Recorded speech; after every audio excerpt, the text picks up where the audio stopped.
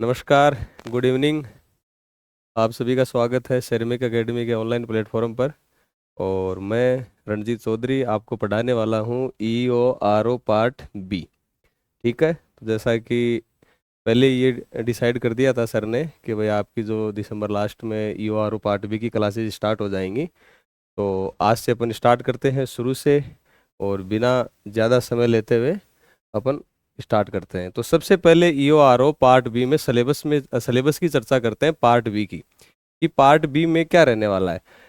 Basically EORO part में दो चीज़ें हैं। EORO में पहले जो ए पार्ट है, ए और बी, तो इसमें तो आपका पता ही है जीके है, और इसमें होने वाला है आपका नगर पालिका से संबंधित जो एक्ट है, योजनाएं हैं और 3 रूल्स हैं। तो अपन इसमें चर्चा करेंगे EORO पार्ट बी की यहाँ पे। ठीक है, तो सबसे पहले सिलेबस देख लेते हैं। तो सिलेबस में 3 चीज़ें हैं इसमें। EORO पार्ट बी की अगर बात करें तो 3 चीज़ें हैं।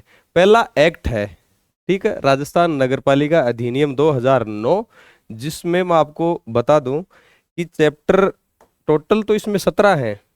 अगर देखा जाए चैप्टर तो इसमें कितने हैं, टोटल 17 चैप्टर हैं। ठीक है, लेकिन अपने को पढ़ने 9 ही हैं। टोटल धाराएं अगर बात करें तो 344 है, लेकिन अपने को पढ़ने 296 के आसपास है। ठीक है, और इसमें 6 अनुसूची हैं। तो इसमें से जो राजस्थान नगरपालिका अधिनियम है उसमें से आपको 9 ही चैप्टर पढ़ने हैं। नगरपालिकाओं का गठन और शासन, नगरपालिका संपत्ति, नगरपालिका राजस्व, नगरपालिका शक्तियां अपराध नियंत्रण, कार्य संचालन और वार्ड समिति, नगरपालिका वित्त और नगरपालिका निधि, नगरपालिका विकास और नगर योजना अभियोजनवाद आदि। यानी कुछ जो चैप्टर हैं वो दिए गए हैं आपको। तो 9 इसमें चैप्टर हैं, और अपने को 296 या 295 के आसपास क्या पढ़नी है, धाराएं। ठीक है, ये आगे अपन डिस्कस करेंगे पूरा। तो एक तो ये चीज है इसमें पार्ट बी में, राजस्थान नगरपालिका अधिनियम 2009, और उसके बाद में संशोधन भी हुए हैं। 2011 में भी हुआ है, 17 में भी हुआ है, 21 में, 22 में, 23 में, वो संशोधन बीच बीच में अपन पढ़ते रहेंगे। तो ये 2009 में जो बाद में अमेंडमेंट होते रहे हैं वो भी अपन पढ़ेंगे। उसके बाद में है 3 रूल, ये नगर पालिका में जो चलते हैं। ये एक तो है सामान क्रय व अनुबंध, यानी नगर पालिका में जो भी सामान क्रय किया जाता है, जैसे मान लो कि 1000 अपने को कचरे के डिब्बे खरीदने हैं, तो वो जब टेंडर निकलता है वो, या अपने को कोई पुलिया बनाना है नगर पालिका में, या रोड डलवानी है, तो उससे संबंधित ये नियम है राजस्थान नगर पालिका सामान क्रय एवं अनुबंध नियम 1974। इसमें दूसरा रूल है राजस्थान नगरपालिका कार्य संचालन नियम 2009, यानी बैठकों का संचालन कैसे होगा, जो नगरपालिका की बैठकें होंगी उनका संचालन कैसे किया जाएगा, वो इसमें दिया गया है। तीसरा है फिर राजस्थान नगरपालिका समितियों की शक्तियां, कर्तव्य और कर्तव्य 2009। इसमें क्या होगा कि राजस्थान जो नगरपालिका अधिनियम 2009 है उसके तहत अपन बाद में पढ़ेंगे कि धारा 55 में, 54 में वार्ड समिति दी गई है, 55 में अन्य समितियां दी गई हैं। तो उन समितियों कि उनको कौन सी शक्तियां दी जाएंगी, कौन से वो कार्य करेंगे, क्या उनके कर्तव्य रहेंगे, ये चीजें पढ़ेंगे। तो राजस्थान जो नगरपालिका अधिनियम है 2009, एक पार्ट तो ये हो गया इसका। दूसरा पार्ट ये हो गया, 3 रूल हैं। और आगे बात करें तो तीसरा जो इसका पार्ट है वो है योजनाएं। 8 योजनाएं आपको दी गई हैं। स्वच्छ भारत मिशन शहरी, प्रधानमंत्री आवास योजना शहरी, अमृत मिशन, राष्ट्रीय शहरी आजीविका मिशन जो अपन NULM इसको बोलते हैं। ठीक है, उसके बाद इंदिरा रसोई योजना, इंदिरा गांधी शहरी रोजगार गारंटी योजना, हृदय योजना जो 31 मार्च वो बंद हो गई थी, और इंदिरा गांधी क्रेडिट कार्ड योजना। तो ये 3 योजनाएं तो क्या हो गई, राजस्थान से रिलेटेड, और 5 योजनाएं जो अपनी है नेशनल लेवल की, ये पढ़ेंगे। तो बेसिकली EORO पार्ट बी में अगर बात करें तो सिलेबस के 3 पार्ट हो गए। फर्स्ट एक्ट हो गया, सेकंड वो 3 रूल हो गए, और जो आपका थर्ड है वो क्या हो गया, योजनाएं हो गई, स्कीम्स हो गई। ठीक है, तो ये 3 चीजें हैं अपने EORO पार्ट बी में। ठीक है, अपने पास बुक है ही, बुक ऑलरेडी आ चुकी है मार्केट में, खाली आपको कुछ नहीं करना। ठंड का मौसम है, आराम से आपको ये देखते रहना है और बुक खोल लेना, और जो भी एक्स्ट्रा जो करवाएं वो बुक के आपको साइड में लिखते रहना है। ठीक है, आपको अच्छा शानदार मजा आने वाला है पढ़ने में, है ना। धीरे धीरे अपन आगे बढ़ते हैं। तो ये जो भर्ती थी इसमें अगर अपन देखें, जो 14 मई 2023 को एग्जाम हुआ था इसका, ठीक है, जो कि रद्द हो गया था। तो ये दो पार्टों में जो 80 नंबर है वो तो जीके कवर करेगा, और जो 40 है ये आपका पार्ट बी कवर करेगा। ठीक है, तो 120 इसमें होंगे आपके, और 120 ही क्वेश्चन होंगे। 2 घंटे का समय दिया जाएगा।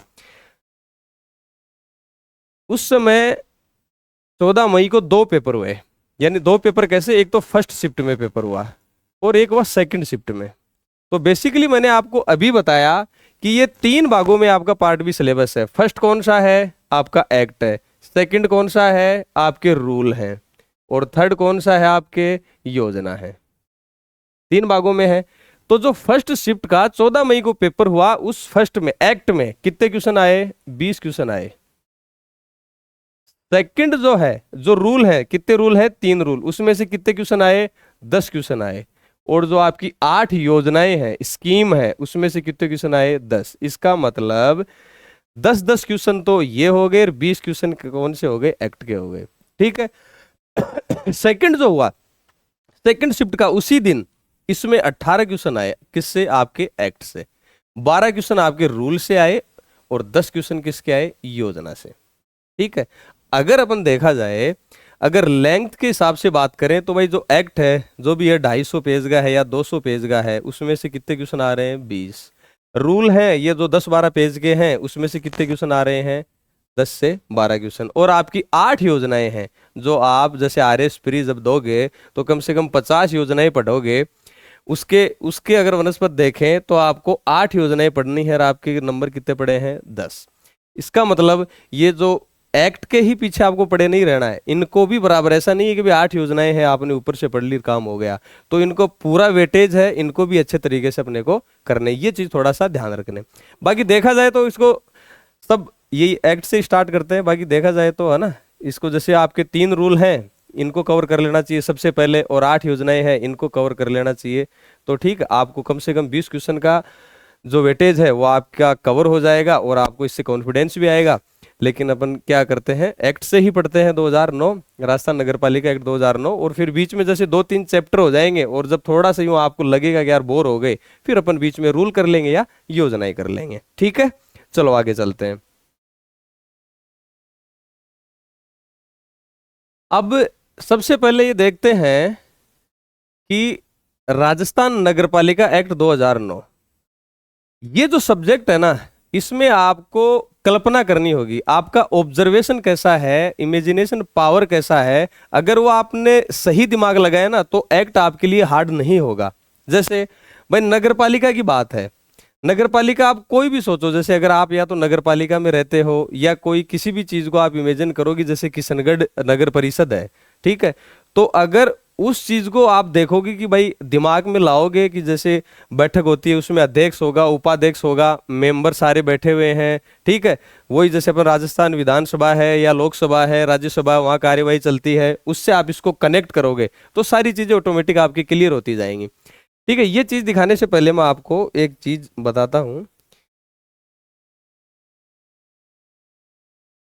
कि नगर पालिका, नगर निगम और नगर परिषद कैसे बनते हैं। ठीक है,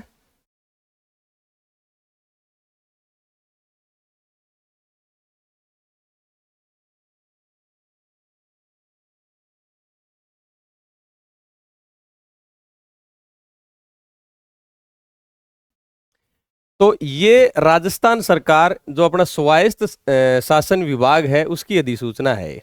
ठीक है, जो लोकल बॉडी जो है अपना डिपार्टमेंट, उसका है। इसमें जो इन्होंने अलग से दिया है कि भाई जो नगर पालिका बनेगी, ठीक है, उसका क्या कंपोजिशन होगा, और क्या जनसंख्या का रहेगा, क्या जनसंख्या घनत्व का रहेगा, या प्रति व्यक्ति आय का होगा। उन्होंने स्वायत्त शासन विभाग ने एक अधिसूचना निकाली। ठीक है, जो ये 243 है, जो आपका संविधान का अनुच्छेद है, और ये धारा 3 आगे पढ़ेंगे अपन, उसमें उपधारा 1 है जो अभी पढ़ेंगे चैप्टर 2 में, धारा 3 नगर पालिकाओं का परिसीमन। ठीक है, उसमें उपधारा 1 है, उसकी शक्तियों का प्रयोग करते हुए राज्यपाल महोदय द्वारा ये जो मानक रखे गए हैं, ठीक है, जिसमें है वृत्त शहरी क्षेत्र। ठीक है, क्षेत्र की जनसंख्या कितनी होनी चाहिए, उसमें 5 लाख या अधिक, या संभाग मुख्यालय। ठीक है, अगर फिर बात करें लघु शहरी क्षेत्र, नगर परिषद, वहां क्या होगा 1 लाख से अधिक किंतु 5 लाख से कम या जिला मुख्यालय। ये पीडीएफ थी, मैं आपको यूं दिखा रहा हूं कि भाई कैसे कैसे कौन क्या निकालता है। तो राजस्थान सरकार स्वायत्त शासन विभाग ने अधिसूचना निकाली कि नगर पालिका का गठन कैसे होगा, उसमें जनसंख्या कितनी होगी, उसमें आपका जनसंख्या घनत्व कितना होगा, प्रति व्यक्ति आय कितना होगा, ये सारी याद नहीं रखनी, खाली ये चीज क्षेत्र की जनसंख्या वाला आपको पार्ट याद रखना है। ये तो मैं आपको पीडीएफ दिखा रहा हूं कि आपकी जानकारी के लिए क्या चीजें होंगी, ठीक है। उसको वैसे ही मैं आपको बता दूंगा।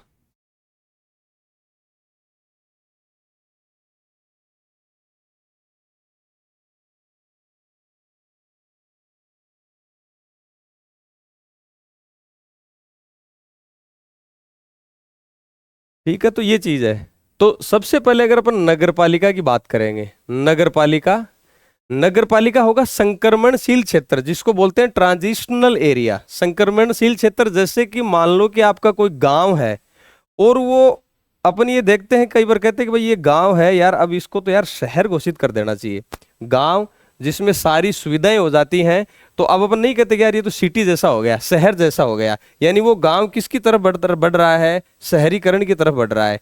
तो जो गांव शहरीकरण की तरफ बढ़ रहा है, संक्रमणशील क्षेत्र, ट्रांजिशनल एरिया, तो उसको सबसे पहले क्या बनाते हैं, नगर पालिका। ठीक है, एक बात। उसके लिए अभी मैंने आपको पीडीएफ भी दिखाई दी, अधिसूचना भी दिखाई दी, उसमें जनसंख्या कितनी होनी चाहिए, या तो 10,000 हो या उससे अधिक हो। लेकिन अगर नगर परिषद की तरफ जाते हैं, जो स्मॉल अर्बन एरिया है, लघु शहरी क्षेत्र, यानी वो क्या हो गया, गांव था वो क्या बन गया, शहर की तरफ बढ़ रहा है, और शहर क्या हो गया, थोड़ा बड़ा हो गया। तो स्मॉल अर्बन एरिया, उसमें क्या होगा, 1 लाख से अधिक जनसंख्या हो किंतु 5 लाख से कम हो, या वो जिला मुख्यालय हो। ठीक है, डिस्ट्रिक्ट हेडक्वार्टर हो। मतलब या तो जिला मुख्यालय है तो उसको अपन नगर परिषद बना सकते हैं, बिल्कुल बना सकते हैं, ठीक है। या उसकी जनसंख्या चाहे वो 1 लाख से कम हो, फिर उसमें कोई दिक्कत नहीं है। लेकिन अगर वो डिस्ट्रिक्ट हेडक्वार्टर है तो उसको नगर परिषद घोषित कर सकते हैं। दूसरी बात, 1 लाख से अधिक हो किसी भी शहर की जनसंख्या, लेकिन 5 लाख से कम हो, उसको भी क्या कर सकते हैं, नगर परिषद। ठीक है, आगे जैसे नगर परिषद और वो आपको मैं बताऊंगा, उसमें कई 1 लाख से अधिक जनसंख्या वाले हैं और कई 1 लाख से कम जनसंख्या है, डिस्ट्रिक्ट हेडक्वार्टर है जो नए बने हैं, उनको भी नगर परिषद घोषित कर सकते हैं।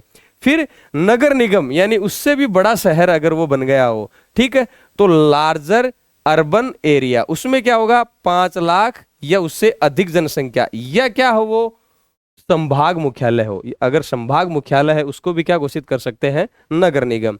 ये कौन कह रहा है, राजस्थान सरकार के स्वायत्त शासन विभाग की अधिसूचना ये चीज बता रही है। ठीक है, ये चीज आप याद रखो या मत रखो, आपको कोई पूछेगा भी नहीं। जनसंख्या घनत्व, ये सारी चीजें बेसिकली आपको याद क्या रखना है, नगर पालिका, नगर परिषद और नगर निगम। आगे चलते हैं। अब ये मैंने आपको चीज बताई, आपके जो एक्ट अपन पढ़ेंगे, जैसे सबसे पहले अपन परिभाषा पढ़ेंगे, उससे पहले मैं आपको बता देता हूं कि एक्ट बात करेगा नगर पालिका, एक्ट बात करेगा किसकी, नगर पालिका, म्युनिसिपैलिटी।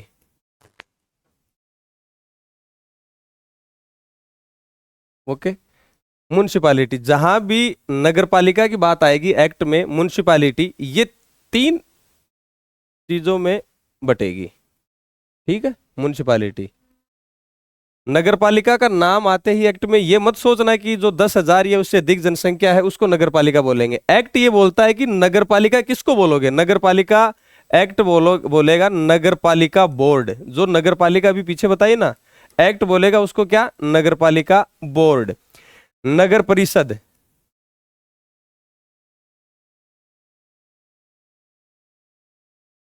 और नगर निगम।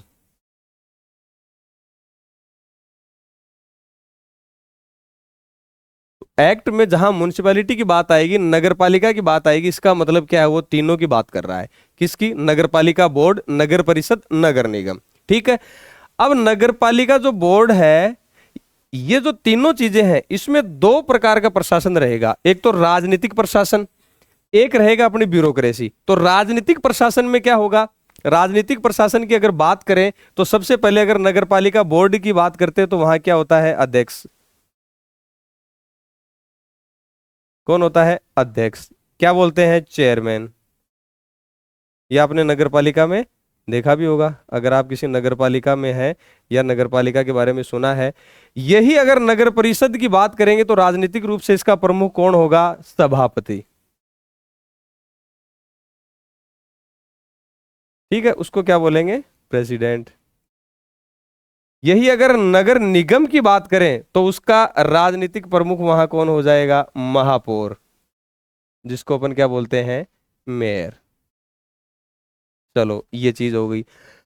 उसके बाद इससे नीचे वाले अगर राजनीतिक प्रमुख की बात करें तो क्या हो गया? वो उपाध्यक्ष, वाइस चेयरमैन।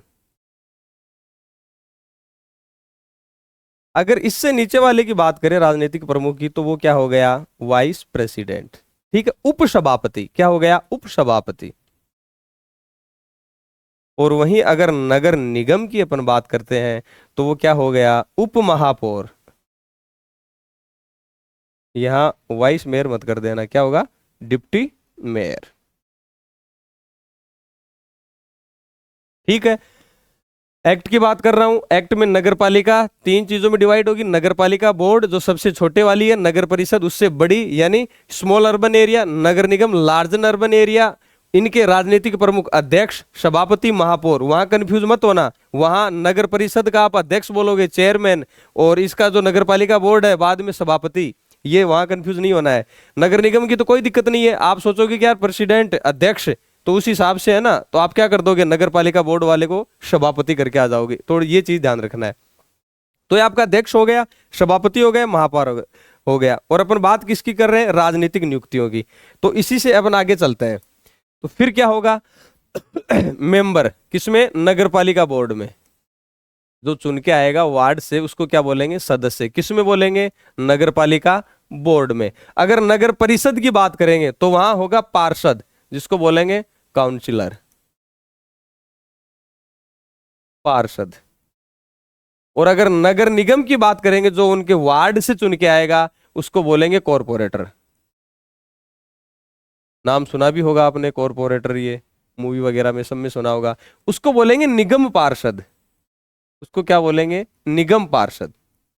ठीक है, तो ये क्या हो गए? ये एक राजनीतिक प्रशासन हो गया। ठीक है, तो अध्यक्ष, इसमें उसके बाद में उपाध्यक्ष, सदस्य, यानी जो वार्ड से चुन के आएंगे, जो प्रत्यक्ष निर्वाचन से चुन के आएंगे। ठीक है भाई, नगर पालिका है, इस ये वार्ड में बटी हुई है। ठीक है, हर वार्ड से प्रत्यक्ष निर्वाचन होगा। प्रत्यक्ष निर्वाचन आप जानते हो, वहां से क्या चुन के आएंगे? मेंबर। और वो किसकी फिर चुनाव करेंगे? अध्यक्ष का चुनाव करेंगे। ऐसे तो वो मेंबर जो ये इधर पार्षद और निगम पार्षद, तो ये तो होगी राजनीतिक नियुक्तियां, राजनीतिक प्रशासन। अगर अपन ब्यूरोक्रेसी की बात अगर इसमें करते हैं, ब्यूरोक्रेसी की अगर बात करते हैं तो सबसे ऊपर मंत्री, हालांकि राजनीतिक प्रमुख होता है। ठीक है, मंत्री। उसके बाद होगा प्रमुख शासन सचिव। प्रमुख शासन सचिव जो कि सचिवालय में बैठते हैं। ठीक है, प्रमुख शासन सचिव। भाई मंत्री अभी कौन है? श्री जाबर सिंह खर्रा जी।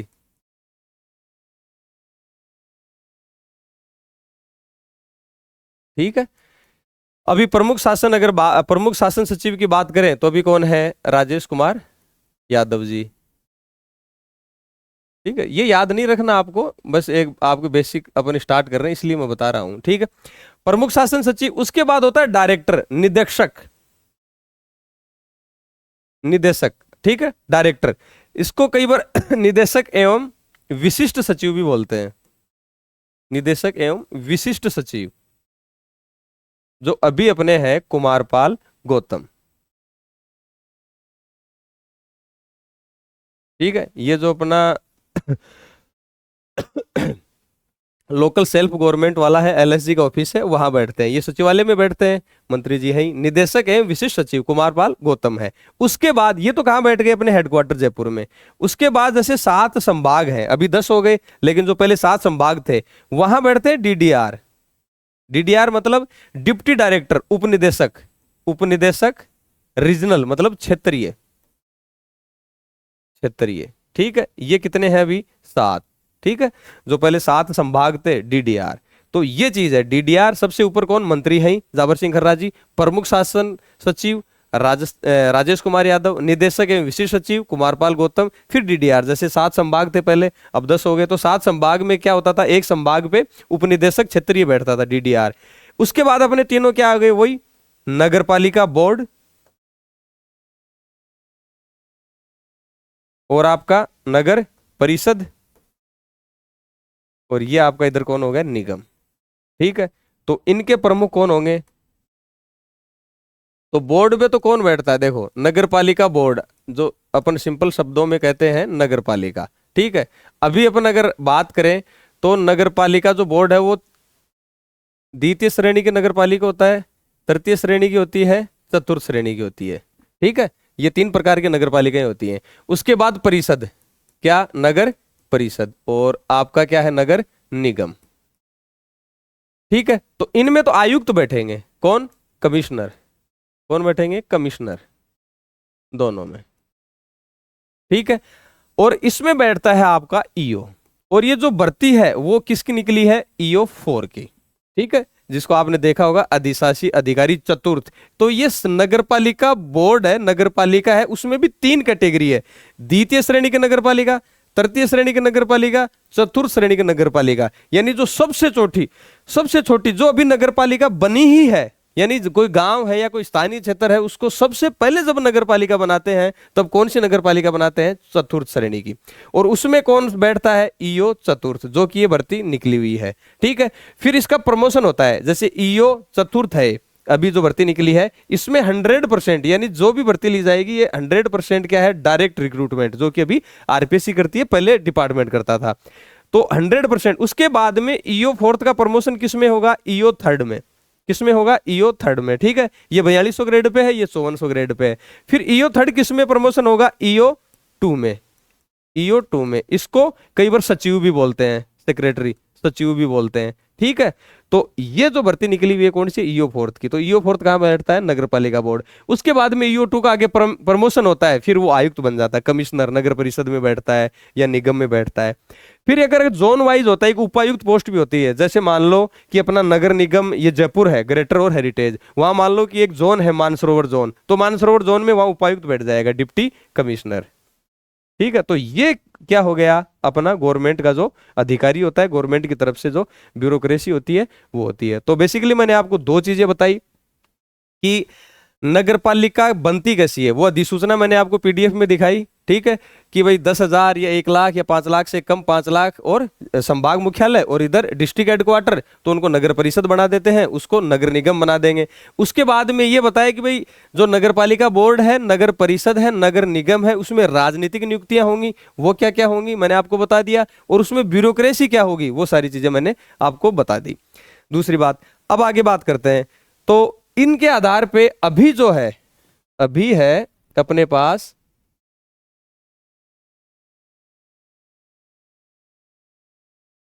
ये संख्या है।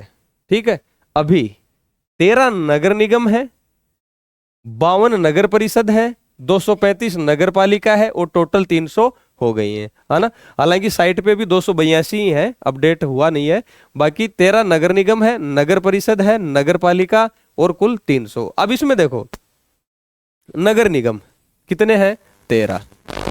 ठीक है, नगर निगम की परिभाषा में अभी अधिसूचना में अपन पढ़ गए हैं, उसमें क्या होना चाहिए, या तो संभाग मुख्यालय होना चाहिए, या 5 लाख या उससे अधिक जनसंख्या होनी चाहिए, ये चीज पढ़ गए हैं। तो उस हिसाब से संभाग अपने बताओ कितने हैं, अभी कितने हैं, 10 हैं। जयपुर, जोधपुर, उदयपुर, कोटा, बीकानेर, भरतपुर, अजमेर, और अभी आपके जो संभाग 3 और बने, सीकर, पाली, बांसवाड़ा। ठीक है, तो ये तो सर 10 ही हुए संभाग। आप नगर निगम कितना बता रहे हो, 13। देखो जयपुर में 2 है, जयपुर में कितने हैं, एक तो जयपुर ग्रेटर और एक जयपुर हेरिटेज। तो एक तो ये हो गया, ये 2। जोधपुर में जोधपुर उत्तर और जोधपुर दक्षिण 3 और 4, 1 हो गया उदयपुर 5, कोटा 2 है, कोटा उत्तर और कोटा दक्षिण 6 और 7, बीकानेर वाला हो गया 8, भरतपुर हो गया 9, अजमेर हो गया 10, सीकर को भी बनाया नहीं है, पाली हो गया 11, बांसवाड़ा को भी बनाया नहीं है। तो फिर 2 और कौन से हैं? 11 तो हो गए। एक है आपका अलवर, अलवर को भी बनाया है, और एक है आपका भीलवाड़ा, ये अलग है, संभाग से अलग है। तो ये हो गया आपका 12 और ये हो गया 13। ठीक है, हालांकि इसमें पूछेंगे नहीं आपको एग्जाम में, लेकिन एक थोड़ा आपको ध्यान होना चाहिए। तो जयपुर जोधपुर ये अपने 10 संभाग लिख लिए, उसमें से जयपुर में 2 है, जोधपुर में 2 है, कोटा में 2 है, बाकी में 1-1 है। और आपको सीकर और जो बांसवाड़ा है इसमें अभी क्या संभाग बने, आपका नगर निगम बनाए नहीं है, तो उसकी जगह क्या है? अलवर और भीलवाड़ा। तो टोटल कितने हो गए? 13। टोटल कितने हो गए? 13। अब देखो, नगर निगम मैंने बता दिए 13, नगर परिषद कितने बताए मैंने? 52। ये कैसे? अपने पढ़ा क्या? जनसंख्या 1 लाख या अधिक, लेकिन 5 लाख से कम, या डिस्ट्रिक्ट हेडक्वार्टर। जिले कितने बताओ? 50। डिस्ट्रिक्ट हेडक्वार्टर कितने हैं? 50। ठीक है, तो इसका मतलब 50 और 2 कौन से? ऐसे नहीं, उसमें से एक काम करो, 10 अपन ने निकाल दिया आपके क्या? अभी मैंने क्या बताया? नगर निगम अभी बताया ये। तो जयपुर भी जिला है, जोधपुर ये जिले हैं, तो इनको अपन क्या करेंगे? माइनस में। तो जयपुर जोधपुर 2 3 4 5 6 7 8 और 2 10, यानी ये नगर निगम है, इसका मतलब नगर परिषद में नहीं आएंगे, तो माइनस कर दे, ये माइनस कर दो। तो अगर 10 माइनस करेंगे तो कितना हो गया? 40। ठीक है, उसमें से जयपुर वाला अपन ने पढ़ लिया, जोधपुर, उन दोनों को 2-2, वहां पे क्या है? नगर निगम है। तो वहां जिले आपको पता हो, तो जयपुर ग्रामीण बना है, जयपुर जोधपुर बना है, तो 2 वो माइनस करने पड़ेंगे, तो कितना हो गया? 38। ठीक है, अब 3 जिले और देखो, एक तो है आपका कोटपुतली,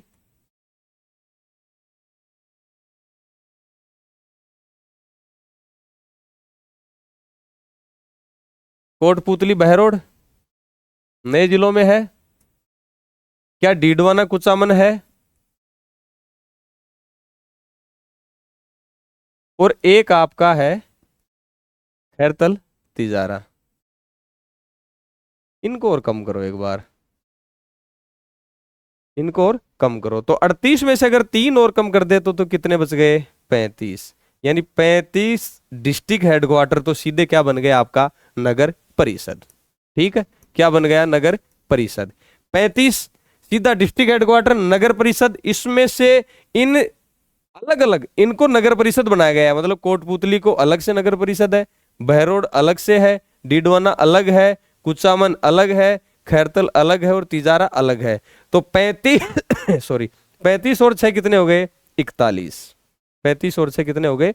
41। अब देखो, इसके अलावा नगर परिषद कौन है? किशनगढ़, मकराना, किशनगढ़, मकराना, आपका एक है हिंडौन सिटी,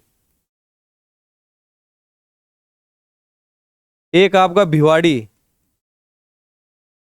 और एक आपका सुजानगढ़, जो जिला बनते बनते रह गया। ठीक है, कौन कौन से? किशनगढ़, मकराना, हिंडौन सिटी, भिवाड़ी और सुजानगढ़। कितने हो गए? 1 2 3 4 और 5, यानी 41 और 5 46। अभी भी संख्या तो पहुंची नहीं, कितनी? 52। ठीक है, नहीं पहुंची, तो कौन से रह गए? एक आपका है फतेहपुर, सोमू, शाहपुरा, शाहपुरा भीलवाड़ा वाला नहीं, वो तो जिला बन गया। शाहपुरा आपका जयपुर ग्रामीण में जो है, फतेहपुर, सोमू, शाहपुरा, लालसोट, सरदार शहर,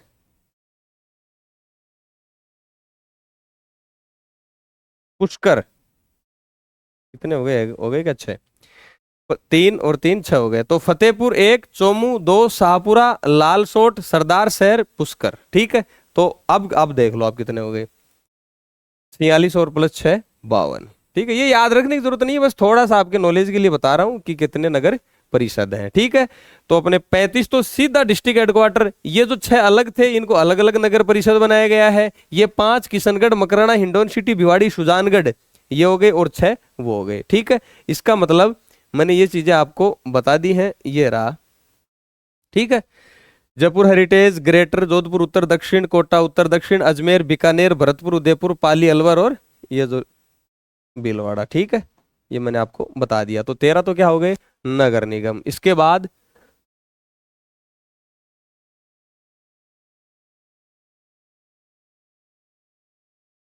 ये आपके नगर परिषद कितने 52, आप देख लेना।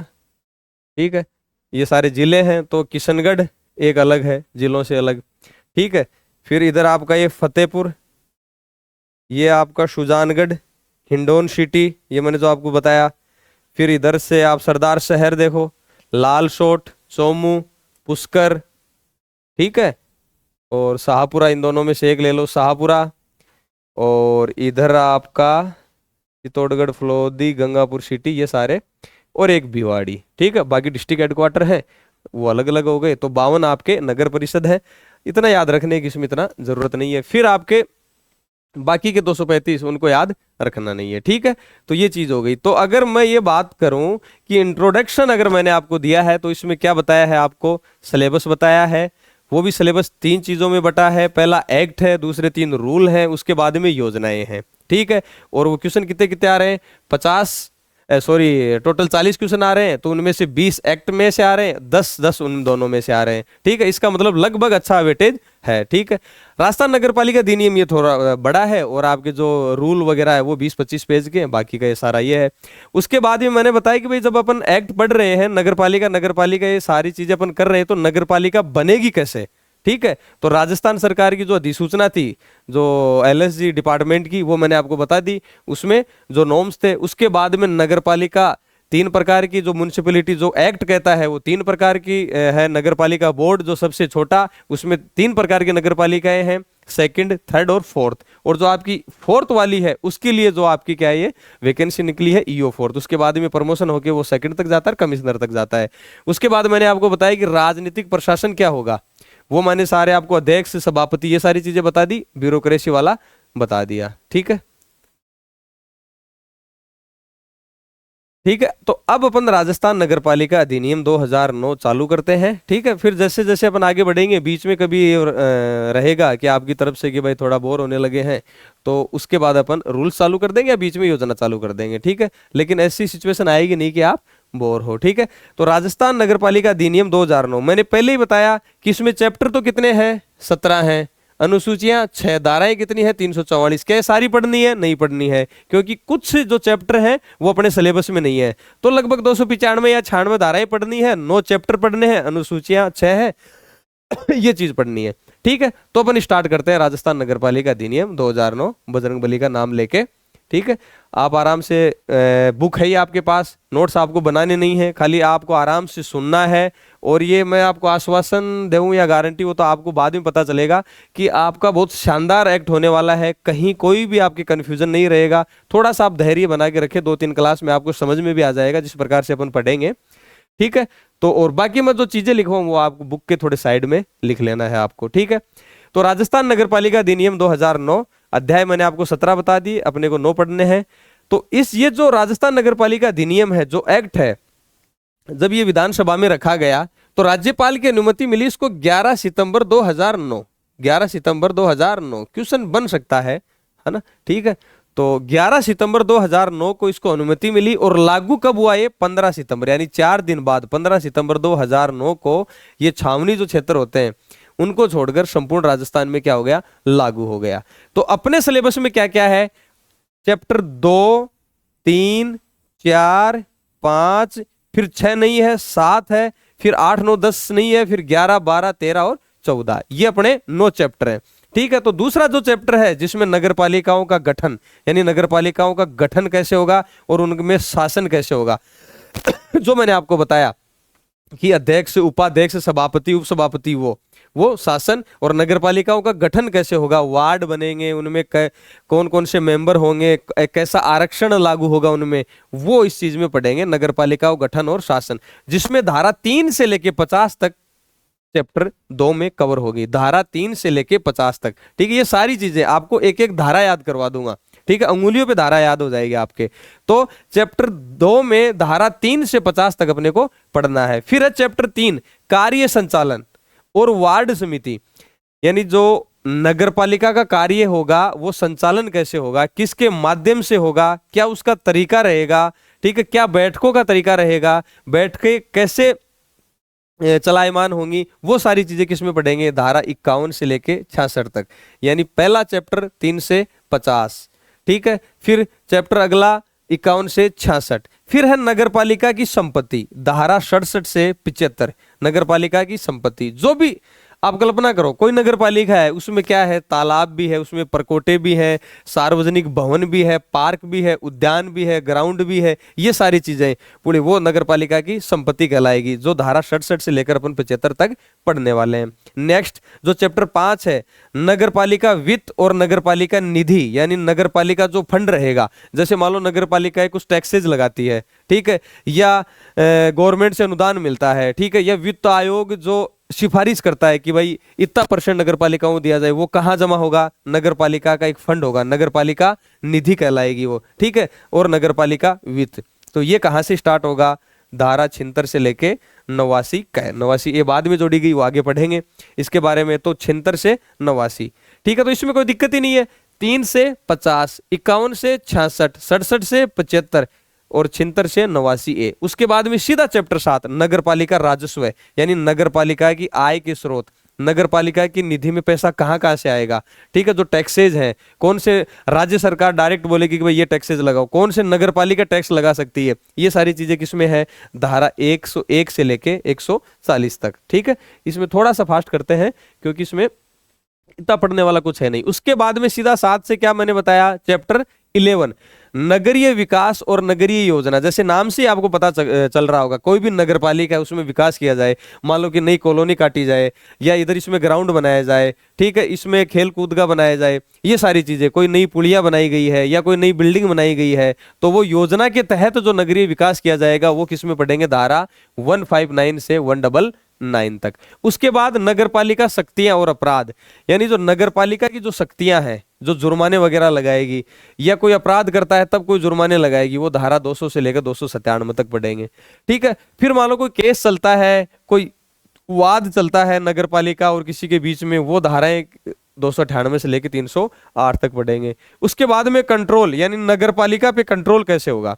ठीक है, यानी जो गवर्नमेंट है वो डायरेक्टर अपॉइंट करती है, एडिशनल डायरेक्टर अपॉइंट करती है, डिप्टी डायरेक्टर अपॉइंट करती है, या कोई अधिकारी जैसे ईओ वगैरह, तो वो नियंत्रण कैसे रखेंगे नगरपालिका प्रशासन पे, वो सारी चीजें किसमें पढ़ेंगे, धारा 309 से 327 तक। ठीक है, तो ये टोटल चैप्टर कितने हैं, 9। टोटल चैप्टर कितने हैं, 9। तो इसमें ये धाराएं अपन पढ़ेंगे। फिर ये अनुसूची है, अनुसूची कुछ भी नहीं है, अनुसूची बेसिकली प्रारूप है। ठीक है, जैसे मान लो मैं ये कहता हूं कि धारा 108 है, वो कहती है कि कर अध्यारोपित करने की प्रारंभिक प्रक्रिया। ठीक है, फिर उसका कोई प्रारूप होगा, वो अनुसूची फर्स्ट है, उसमें ये प्रारूप है, वो दिया होगा, उसको अपने को नहीं तो याद करना है, बात क्वेश्चन ये आ जाता है कि अनुसूची फर्स्ट नगरपालिका अधिनियम 2009 की किस धारा में है, तो अपन बता देंगे धारा 108। अच्छी तरीके से पढ़ेंगे आगे। ठीक है, जैसे 117 है, सूचना का प्रारूप कैसे होगा, सूचना कैसे दोगे, ये अपन आगे पढ़ेंगे तब पता चल जाएगा। ठीक है, ये आपको याद करवा दूंगा। जैसे 130 है तो इसका योग करो, 1 और 3 4, तो एक इसमें 130 में कौन सी है, 4। ठीक है, फिर इसका योग करो, 1 3 1, कितने हो गई, 5, तो अनुसूची कौन सी है, 5। अब ये मत कर देना सर, इसका भी योग करो, 3 और 3 6 1 7, हालांकि एक ज्यादा ही तो है, अनुसूची क्या है, 6। ये मैं आगे याद करवा दूंगा, ये तो सिंपल एक इंट्रोडक्शन टाइप हो गया। ठीक है, बाकी आगे याद अपन कर लेंगे। ठीक है, अब परिभाषाएं स्टार्ट करते हैं। हालांकि अपने सिलेबस में क्या है, चैप्टर 2, लेकिन यहाँ पे परिभाषाएं हैं, तो परिभाषा पढ़ लेंगे तो अपने को थोड़ा सा आगे जब पढ़ेंगे तो ये जो शब्द आएंगे, जो जीव चिकित्सा अपशिष्ट आएगा, मान लो पिछड़े वर्ग है या और भी कोई आएगा, तो अगर यहाँ इसका मीनिंग समझ ले तो वहां दिक्कत नहीं आएगी, इसलिए अपन सबसे पहले परिभाषा से स्टार्ट करेंगे इस चैप्टर में। ठीक है, फिर धीरे धीरे आगे चलते रहेंगे। ठीक है, तो सबसे पहले अगर परिभाषा पढ़ते हैं, पिछड़े वर्ग। ठीक है, बैकवर्ड क्लासेज। ठीक है, पिछड़े वर्ग, देखो ये बहुत जगह आएगा। ठीक है, तो पिछड़े वर्ग, जैसे अपन पॉलिटी पढ़ते हैं, पॉलिटी में अनुच्छेद अगर आपने पढ़ा होगा 340। 340 क्या कहता है? 340 कहता है कि भाई जो पिछड़े वर्ग हैं, ठीक है, ओबीसी का ऐसे संविधान में दिया हुआ नहीं है कि भाई ओबीसी का क्या मीनिंग है, ठीक है। पिछड़े वर्गों की दशाएं, यानी पिछड़े वर्गों की क्या कंडीशन है, ये 340 कहता है कि भाई पिछड़े वर्गों की दशाओं का अन्वेषण करने के लिए, यानी खोजबीन करने के लिए कि भाई पिछड़े वर्गों की क्या दशाएं हैं, क्या हालत है, तो पिछड़े वर्गों की दशाओं का अन्वेषण करने के लिए आयोग बनाया जाएगा। आयोग का गठन या आयोग की नियुक्ति, ठीक है, ये अनुच्छेद 340 कहता है, ठीक है। कौन करेगा? राष्ट्रपति करेगा, ठीक है, बताइए अपने को, राष्ट्रपति करेगा, ठीक है। पिछड़े वर्ग क्या होते हैं? संविधान कहता है पिछड़े वर्ग क्या होते हैं? जो सामाजिक व शैक्षिक दृष्टि से जो पिछड़े वर्ग है ना, वो पिछड़े वर्ग की श्रेणी में आते हैं, शैक्षिक दृष्टि से कमजोर, ठीक है। यानी 340 अनुच्छेद क्या कहता है अपने संविधान का कि पिछड़े वर्गों की दशाओं की खोजबीन करने के लिए कि पिछड़े वर्गों की क्या हालत है, ठीक है, उनकी इकोनॉमिक कंडीशन क्या है, वो सामाजिक रूप से या शैक्षिक रूप से पिछड़े हुए तो नहीं है, उसके लिए राष्ट्रपति किसकी गठन करेगा? इनके आयोग का, ठीक है। तो 340 ये अनुच्छेद कह रहा है। उसके बाद हुआ क्या? 102वां संविधान संशोधन हुआ, 102वां संविधान संशोधन। उससे क्या हुआ? 338 बी जोड़ा गया और उसमें पिछड़े वर्गों के लिए आयोग का गठन किया गया।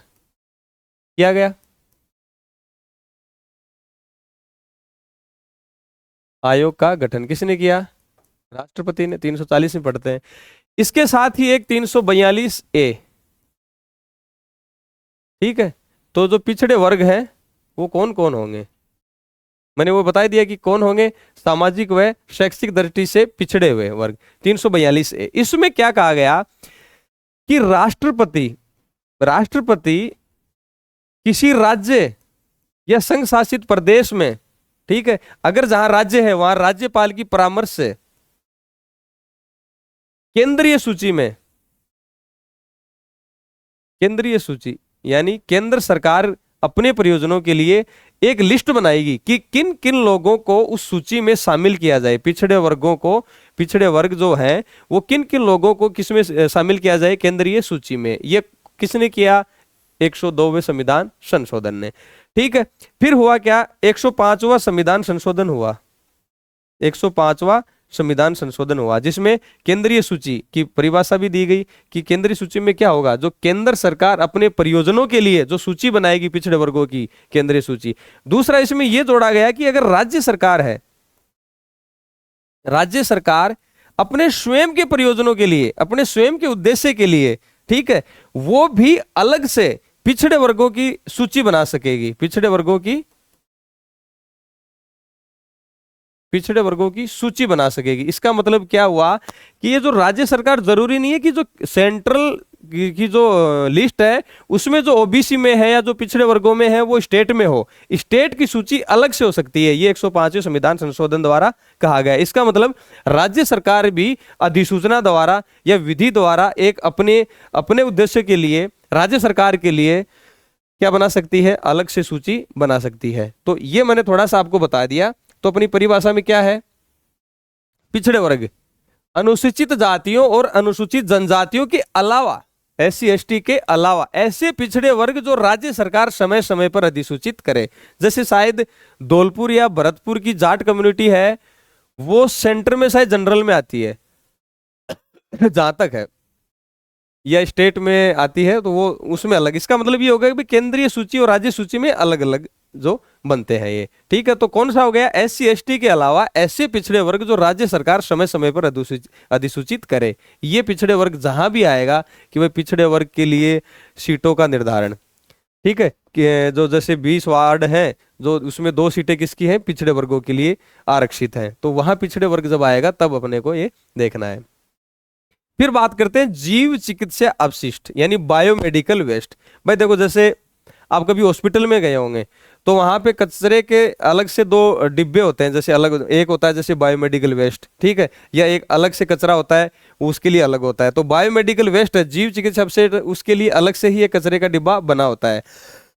सॉरी, इसमें क्या होता है कि जैसे मान लो कि कोई मानव है या पशु है, उसके कोई रोग का आपको निदान करना है, डायग्नोसिस, जब ये पता लगाते हैं कि भाई इसके बीमारी क्या है, ठीक है, तब जो अपशिष्ट निकलता है वो, या उसका उपचार करते हैं, ट्रीटमेंट करते हैं, या उसके प्रतिरक्षीकरण यानी टीकाकरण करते हैं, इम्यूनाइजेशन करते हैं, तब तब जो चीजें निकलती हैं, या कोई अपन अनुसंधान कर रहे हैं, रिसर्च एक्टिविटीज में कोई चीज काम में ले रहे हैं तब, या कोई टेस्टिंग कर रही है, तब जो कचरा उत्पन्न होगा उसको जीव चिकित्सा अपशिष्ट बोलते हैं।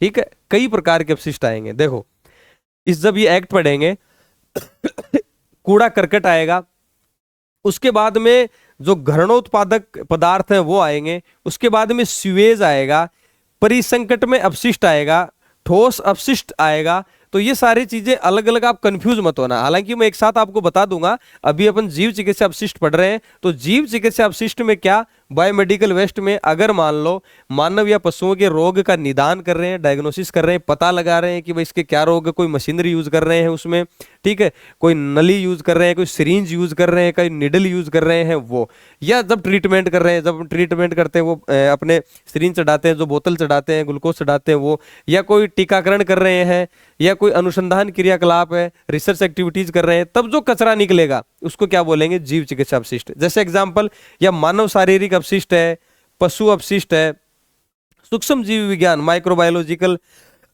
सॉरी या जैव प्रौद्योगिकी अपशिष्ट है। तो इस प्रकार के जो अपशिष्ट होंगे वो किस में शामिल करेंगे अपन, जैव चिकित्सा अपशिष्ट में शामिल करेंगे। या जैसे मैंने आपको बताया निडल्स हैं, सिरिंज है, ठीक है, अब जैसे इन पे मत जाना, अपशिष्ट तीक्ष्णाग्र, ठीक है, तो आप हो जाओगे कि यार ये क्या वर्ड आ गए, है ना। तो मैंने एग्जांपल किसका दे दिया, जो निडल्स हैं, सिरिंज है, ठीक है, जैसे साप्स, जो शार्प होती हैं वो चीजें, उसको क्या लिखा है एक्ट में, तीक्ष्णाग्र, है ना, आदमी वैसे घबरा जाए कि ये क्या लिख दिया। तो इतना आपको लोड लेने की जरूरत नहीं है। या कोई अपने टेबलेट्स फेंक दी, टेबलेट्स के पत्ते हैं, ठीक है, या बोल दिया ना, जैसे खांसी की दवाइयों की जो है वो शीशी फेंक दी, ये सारी चीजें, या ठोस अपशिष्ट हो गया इसी से रिलेटेड, ठीक है, या कोई राख हो गई ऐसी, या द्रव अपशिष्ट या रासायनिक अपशिष्ट। इसका मतलब ये होगा कि जो बायोमेडिकल में जो सारी चीजें जो यूज आती हैं, वो जो कचरा होगा, वो जो अपशिष्ट होगा, वो बायोमेडिकल वेस्ट में होगा। ठीक है, चलो आगे। फिर है अपनी पुल। अगर मान लो कोई ब्रिज का कहीं एक्ट में, ठीक है, कहीं आता है ब्रिज का, तो उसमें जो पुलिया है या कोई भूमिगत नाली है वो भी किस में आएंगी, पुल में आएगी। किस में आएगी, ब्रिज में आएगी। ठीक है, फिर है बजट प्रागलन, बजट एस्टिमेट। जब नगर पालिका बजट बनाएगी, धारा 87 के अधीन जो बजट तैयार करेगी वो क्या बोला जाएगा, बजट एस्टिमेट। ठीक है, जब बजट तैयार कर रही है, मान लो कि अपने को इस जो है इस वित्तीय वर्ष में ये है, ये सारी चीजें करनी है, ये अपने एक्सपेंडिचर है, ठीक है, जो कि भाई पुलिया बनाना है या रोड बनानी है, तब जो अनुदान, जो पैसा जो अंगीकृत करेगी कौन, नगर पालिका, उसको क्या बोलेंगे फिर अपन, बजट अनुदान, बजट अनुदान, बजट एस्टिमेट बोलेंगे। ठीक है, ये धारा 87 जो आगे पढ़ेंगे अपन, धारा 87 में, उसमें अपन ये बजट एस्टिमेट आराम से विस्तार से देखेंगे। ठीक है, ये आपका बजट अनुदान हो गया। फिर है उसके बाद में भवन निर्माता। देखो मैं एक चीज एक साथ ही बता देता हूं आपको। देखो भूमि है, ठीक है, भूमि में अपन ने क्या बनाया, भवन। जहां भवन बन रहा है जिस प्लॉट पे या जिस जगह पे, उसको क्या बोलेंगे, भवन स्थल। ठीक है, भवन स्थल भूमि हो गया। तो भवन स्थल, भवन बनाएगा कौन, या तो कोई एजेंसी बनाएगी, ठीक है, या कोई व्यक्ति बनाएगा। ठीक है, भवन किसने बनाया, कोई स्वामी होगा उसका भवन का, ठीक है, और फिर कोई आपके जैसा कोई अमीर आदमी होगा तो वो क्या करता है, बिल्डिंग बना के वो क्या कर देता है, किराए पे दे देता है, तो उसका एक क्या होगा, अधिभोगी। ठीक है, ये आपके बार बार आएंगे इस एक्ट में, ये सारी चीजें क्या, भूमि या भवन, भवन स्थल, एजेंसी, स्वामी, अधिभोगी। ठीक है, स्वामी को बोलेंगे ओनर, क्या बोलेंगे, ओनर। ठीक है, अधिभोगी को बोलेंगे ऑक्यूपायर। ठीक है, ये आपका जैसे बिल्डिंग साइट हो गई, है ना। कि जैसे ठेकेदार नहीं बोलता है, कोई ठेकेदार होता है, ठेके लेता है भवन की, मैं साइट पे जा रहा हूँ, ठीक है। और कोई मेरा छोटा मोटा मेरे जैसा कोई ठेकेदार होता है, वो भी बोलता है कि मैं साइट पे जा रहा हूँ, जैसे कि बहुत बड़ा बिल्डर हो, ठीक है। और भवन निर्माण करता है या व्यक्ति हो सकता है कि जैसे उसको अपन भवन निर्माता बोल सकते हैं, भवन निर्माता, बिल्डर बोल सकते हैं, ठीक है, बिल्डर। और भवन जो होता है ये, इसका मतलब ये अलग अलग भाई, भूमि, कोई भी भूमि है, ठीक है, जो जल से आच्छादित है उसको भी भूमि बोलेंगे इस एक्ट में, ठीक है। भूमि है, उस पे क्या बना रहे हैं, भवन, क्या बना रहे हैं, भवन। अब ये जो भूमि इस भवन के लिए काम में आ रही है उसको क्या बोलेंगे, बिल्डिंग साइट, ठीक है। इसको कोई एजेंसी या कोई बहुत बड़ी अगर मान लो बिल्डिंग है, जैसे L&T है, कोई बिल्डिंग बना रही है, वो एजेंसी हो सकती है, ठीक है। कोई व्यक्ति है, कोई ठेकेदार हो सकता है, वो भी बनवा सकता है। उसके बाद में स्वामी, जैसे मेरा भवन है मान लो, तो मैं उसका लिए क्या हो गया, स्वामी। या अधिभोगी, जो किराया दे रहा है किसको, स्वामी को देगा, तो जो किराया प्राप्त कर रहा है वो क्या हो गया, स्वामी। जो अधिभोगी, जैसे मान लो 5 दुकानें बना के आपने दे दी किसी आदमी को और वो दुकानें चला रहा है, ठीक है, वो क्या हो गया, अधिभोगी। किराया किसको दे रहा है, स्वामी को, ठीक है, तो वो क्या हो गया, स्वामी। तो एक ही जगह अलग अलग आएंगे ये अपनी परिभाषाओं में, इसलिए मैंने एक जगह ही कर दिया। जैसे एक चीज और कर देता हूं। सबसे पहला मान लो कूड़ा करकट आएगा, वो मैं अभी आपको बता ही रहा था, कूड़ा करकट, रबिश जिसको बोलते हैं इंग्लिश में, ठीक है, रबिश। इसमें क्या क्या हो सकता है, सिंपल कूड़ा करकट, ठीक है। जैसे मान लो कि कोई कचरा हो गया, जैसे कोई धूल हो गई मान लो, या राख हो गई, जैसे मान लो मिट्टी हो गई, ठीक है, या ईंटों के टुकड़े हो गए, ये सारी चीजें क्या है, कूड़ा करकट, ठीक है, सिंपल कूड़ा करकट है। कूड़ा करकट, धूल, राख, ईंट या कोई कागज के टुकड़े हो गए, वो कूड़ा करकट आ जाएगा, है ना। उसके बाद मान लो कि कोई घृणो उत्पादक, यानी जिसको देख के घृणा हो गई हो, उसमें बदबू आ रही हो, घृणोत्पादक पदार्थ या कचरा। जैसे मान लो रसोई का कचरा हो गया, रसोई का कचरा जो इकट्ठा हो जाता है सुबह, देखना उसकी हालत, ठीक है, रसोई का कचरा हो गया। ये अस्तबल का कचरा हो गया, अस्तबल मतलब जहां पे घोड़े बांधे जाते हैं, ठीक है, तो वहां का कचरा एक बार जाना, आपको पता लगेगा, अस्तबल का कचरा हो गया, ठीक है। ऐसा कचरा जो अपन वहां जाए, लेकिन इसमें मल शामिल नहीं है, सीवेज शामिल नहीं है, क्या शामिल नहीं है, मल शामिल नहीं है, ठीक है, सीवेज शामिल नहीं है। तो इसमें इतनी वो कुछ बदबू वगैरह नहीं आएगी, धूल पड़ी है, राख पड़ी है, ईंट, उसको क्या बोलेंगे, कूड़ा करकट। लेकिन कोई घृणोत्पादक, ऑफेंसिव मैटर बोलेंगे इनको, क्या बोलेंगे अपन, ऑफेंसिव मैटर, ठीक है। आपकी बुक में लिखा हुआ भी है, मैं तो ये सारी चीजें अलग अलग परिभाषा दे रखी है, एक जगह में कंपाइल किया है मैंने, कि आप कंफ्यूज नहीं हो कि यार कौन सा सॉरी, कि कौन सा कूड़ा करकट है, कौन सा घृणोत्पादक पदार्थ है, कौन सा परिसंकट में अपशिष्ट है, ये सारी चीजें अलग अलग। तो ऑफेंसिव मैटर क्या हो गए, रसोई का कचरा हो गया, अस्तबल हो गया, या तो कोई गारा पड़ा है, ठीक है, उसको क्या बोलेंगे अपन, घृणोत्पादक पदार्थ। लेकिन इसमें क्या नहीं है, मल शामिल नहीं है, किसमें, घृणोत्पादक में, ये अलग है मल, सीवेज, क्या, सीवेज, ठीक है। जो मान लो कि शौचालय है, मूत्रालय है, ठीक है, उनसे जो मलकूप है, उनसे जो बहने वाला कचरा है या बहने वाली जो गंदगी है, उसको क्या बोलेंगे, सीवेज। उसके बाद देखो फिर क्या किया अपने, जीव चिकित्सा अपशिष्ट, जीव चिकित्सा अपशिष्ट। अब देखो ये बढ़ रही है इनकी तीव्रता, है ना, तीव्रता बढ़ रही है इनकी सड़ने की, या जो इसमें से बदबू आती है। जीव चिकित्सा अपशिष्ट अभी अभी पढ़ा अपन ने, बताने की जरूरत ही नहीं है। जीव चिकित्सा अपशिष्ट, बायोमेडिकल वेस्ट। उसके बाद में देखो क्या आ गया आपका, उसके बाद में ठोस अपशिष्ट, नगर पालिका का ठोस अपशिष्ट, ठोस अपशिष्ट, ठीक है। यानी ठोस के रूप में जो कचरा है, ठोस या कोई अर्ध ठोस है, अर्ध ठोस कचरा, ठीक है, वो कहां कहां से हो सकता है, या तो कोई निवास स्थान से उठा ले, आवास से उठा ले वो कचरा, या कोई औद्योगिक जगह से उठा ले,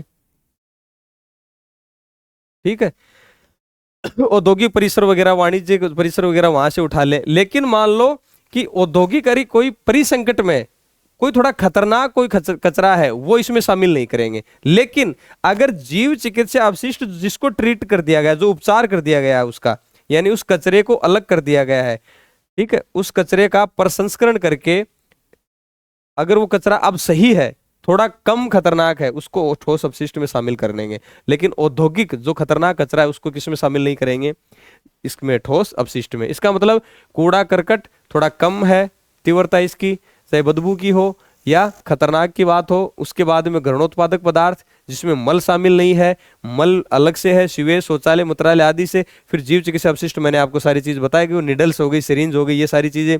फिर ठोस अपशिष्ट। उसके बाद में सबसे जो खतरनाक है वो क्या है, परिसंकटमय अपशिष्ट। परिसंकटमय अपशिष्ट, ठीक है, ये सबसे खतरनाक है, ठीक है, ये सबसे हानिकारक है। तो ये जो अपना इन्वायरमेंट प्रोटेक्शन एक्ट 1986 है उसमें अलग से दिए गए हैं, ठीक है, इतना उसमें जाने की जरूरत नहीं है। नहीं अपने एक्ट में कि कौन कौन से पदार्थ या कौन कौन सा कचरा परिसंकट में अपशिष्ट में आएगा, ठीक है। तो इन चीजों को मैंने आपको एक ही जगह कर दी, ठीक है, वो जो भी एक्ट में आएगी अब आपकी समस्या नहीं आने वाली, ठीक है, अपन पढ़ लेंगे। ये देखो मैंने भवन निर्माता बताया या विकासकर्ता, बिल्डर, ठीक है, डेवलपर अभी मैंने आपको बता ही दिया, या ऐसा कोई अभिकरण एजेंसी मैंने बताई ना, जैसे एल&टी हो गई, या कोई व्यक्ति जो स्वयं की भूमि पर बनाए या कोई एग्रीमेंट के तहत किसी अन्य की भूमि पर कोई कॉम्प्लेक्स बनाया है, समझ गए, जैसे यूडीबी हो गया, ये सारी चीज। तो भवन निर्माता मैंने बता दिया, एक ही जगह बता दिया ना, भूमि भवन भवन स्थल आगे जो आएगी अब एक ही जगह मैंने आपको बता दिया, तो यहाँ कोई घबराने की जरूरत है ही नहीं। फिर आ गया देखो भवन, बिल्डिंग, कौन सा भवन आप सोचो, मैंने पहले भी बताया कि आप जितना ऑब्जर्वेशन करोगे, जितना इसको काल्पनिक रूप से देखोगे, अपने दिमाग में इमेज बनाओगे, आपके लिए इतना ही एक्ट ये इजी होने वाला है, ठीक है। भवन अपन जानते ही है कि ऐसी सामग्री जिससे भवन में पड़े, क्या बताओ, नींव नहीं होती क्या, कॉलम नहीं भरते क्या, पाए, दीवारें, फर्श, ठीक है, छतें भी होती हैं, चिमनियां, स्थिर चबूतरे बनाते हैं, आगे बरामदे, बालकोनियां, छज्जा नहीं होता क्या, प्रोजेक्शन जानते ही हो जो बहिर्गत भाग होता है आगे निकला हुआ, किसी भवन का कोई भाग, या कोई ऐसी दीवार, जैसे मान लो ये अपना प्लॉट है, दीवार लगा दी 3 मीटर से ऊंची, कितनी, 3 मीटर से ऊंची, उसको भी क्या बोला जाएगा, भवन, ठीक है। तो जब भी एक्ट में अगर भवन की बात होगी तो ये वाले भवन की बात कर रहा है, इसलिए पहले परिभाषा में आपको पढ़ा रहा हूं। तो क्वेश्चन मान लो परिभाषा से बनता नहीं है, ठीक है, न अपने सिलेबस में, लेकिन फिर भी अपने को याद रखना है कि 3 मीटर से कम ऊंचाई की सीमा दीवार को छोड़कर, यानी 3 मीटर से अगर कम कोई दीवार है और वो 4 दीवारी बनी हुई है, उसके गेट लगा हुआ है, तो क्या वो भवन में आएगा, नहीं आएगा, ठीक है, 3 मीटर से ऊंचा होना चाहिए। तो भवन निर्माता, भवन बिल्डिंग आप समझ ही गए, ठीक है। थोड़ा ये थोड़ा सा मैं आपको फास्ट पढ़ाऊंगा क्योंकि परिभाषा से न तो अपने क्वेश्चन आने वाले हैं और इसको थोड़ा जल्दी करते हैं। अब इसमें तंबू को शामिल करोगे क्या, भवन में तंबू में शामिल होगा ही नहीं, तंबू भवन में शामिल होगा ही नहीं, क्योंकि इनमें से है क्या ऐसी सामग्री, सामियाने को शामिल करोगे क्या, और या जो तिरपाल से अपन ने मान लो आपने बना दिया उसको शामिल करोगे क्या, तो उसमें वो भवन में शामिल नहीं होगा, ठीक है। आगे चले, थोड़ा सा आपको लग रहा होगा कि सर मजाक भी नहीं कर रहे, लगातार पढ़ाई पढ़ाई चल रही है ना, तो इसमें देखो न तो मुझे वो प्रमोशन करना है और न कोई ऐसा कुछ मेरे ऊपर जिम्मेदारी है, खाली मुझे ये कहा गया है कि भाई आपको एक्ट अच्छे से पढ़ाना है। तो अपनी जिम्मेदारी है कि ज़्यादा बीच में बकवास नहीं करते हुए आप ज़्यादा से ज़्यादा इस एक्ट को आप देखोगे 10-12 दिन बाद आपको ये सारी जितनी भी अपन धाराएं पढ़ेंगे वो आपके इनके फिंगर्स पे होंगी सारी। आप सोच रहे हो ना कितनी 296 धाराएं कैसे याद करोगे, और मैं याद कराऊंगा आपको। और ये बीच में जो कन्फ्यूजिंग पेयर है ये कि आप कन्फ्यूज हो रहे हो कि यार कूड़ा करकट ये सारी चीजें एक ही जगह करके मैं आपको बताऊंगा। बताओ बिल्डिंग साइट मैंने बताया कि नहीं बताया, एक ही जगह बता दिया। तो आपको अब बिल्डिंग साइट कौन सा, भवन निर्माण के लिए काम में ली गई भूमि, कोई भाग, ठीक है, जो यूं नहीं कहते कि यार मैं साइट पे जा रहा हूं, वो वाली बात है इसमें। उपविधि, इस अधिनियम के अधीन बनाई गई उपविधियां, देखो जैसे एक्ट है अपना, ठीक है, ये 2009 एक्ट है 2009 नगर पालिका अधिनियम 2009, ये है एक्ट अधिनियम, ये पूरा प्रॉपर तरीके से बना दिया गया, इसमें धाराएं चैप्टर। अगर मान लो कई जगह ये आपको दिया जाएगा कि मैं पहले ही बता देता हूं, ये विहित रीति की बात आएगी, कई चीजें आएंगी, जैसे मान लो कि ये एक्ट है अपना 2009, ठीक है, बन गया, ये पूरा एक्ट है, आपको एक्ट बना के दे दिया कि ये चीजें करनी है, ये ऐसी बैठकों का संचालन होगा, ये नगरपालिका संपत्ति, ये इसमें नगरपालिका संपत्ति ये होगी, ये आपको ऐसे कर आपको उगाने हैं, ठीक है, कर लगाने हैं, कर वसूल करने हैं। तो उसको मान लो कि आपको दे दिया कि भाई ये कर आपको वसूल करना है, क्या करना है, वसूल करना है। और वसूल कैसे किया जाएगा, वो विहित रीति से किया जाएगा, विहित रीति से किया जाएगा, यानी प्रिस्क्राइब्ड मैनर, या इसको अपन ये भी बोल सकते हैं निर्धारित। क्या बोल सकते हैं, निर्धारित। तो विहित रीति का मतलब ये हो जाएगा कि आपको जो सरकार है या जो डिपार्टमेंट है वो अलग से कुछ निर्धारित तरीके वो बताएगा, तो उसको क्या बोलेंगे, उपविधियां। यानी एक्ट के अंदर से अपन जो विहित रीति है, जो आपको एक्ट ने शक्तियां दी हैं, उससे क्या बनाएंगे, उपविधियां बनाएंगे। जैसे मान लो कोई उपविधि बना ली, ठीक है, या कुछ नियम बना लिए, ठीक है, या कुछ उपबंध बना लिए, ये आगे बहुत काम आने वाला है, एक बार इनको देख लो। प्रोविजंस बना लिए, ठीक है, ये बहुत आएगा प्रोविजंस। और विहित प्रिस्क्राइब्ड मैनर, देखो जब मान लो कि आप आरएस का या किसी भी चीज का फॉर्म भरते हो, ठीक है, तो आपको कि भाई जो एससी या एसटी या ओबीसी वाले हैं, जो प्रिस्क्राइब्ड जो फॉर्मेट है उसमें, यानी विहित जो फॉर्मेट है, प्रिस्क्राइब्ड फॉर्मेट में आपको ये जाति प्रमाण पत्र बनाना है। फिर प्रिस्क्राइब्ड फॉर्मेट क्या हो गया, फिर आपको एक अलग से फॉर्म के नीचे एक परफॉर्मा दिया होता है कि ये और ये उसमें सारे रूल्स होते हैं, और ये आप एसडीएम के या जिसके भी साइन होंगे, ये क्या हो गया, प्रिस्क्राइब्ड मैनर, ठीक है, यानी अलग से निकाला गया। तो वही है विहित रीति, यानी अलग से आपको इसके बारे में बताना पड़ेगा, गवर्नमेंट को बताना पड़ेगा या डिपार्टमेंट को बताना पड़ेगा कि कर वसूल करने का तरीका क्या होगा। जैसे मान लो कि 15 दिन पहले उसको बिल दे रहे हैं, या इतनी तारीख को वो जमा कराएगा, ऐसे ऐसे जमा कराएगा, वहां रसीद मिलेगी, ये सारी चीजें अलग से, तो वो क्या कहलाएंगी, प्रिस्क्राइब्ड मैनर। उसके लिए क्या बनेगी, उपविधियां बन गई, या रूल बन गए, या उसके लिए उपबंध प्रोविजन बन गए। ये बहुत आगे आपके एक्ट में आने वाले हैं, ठीक है।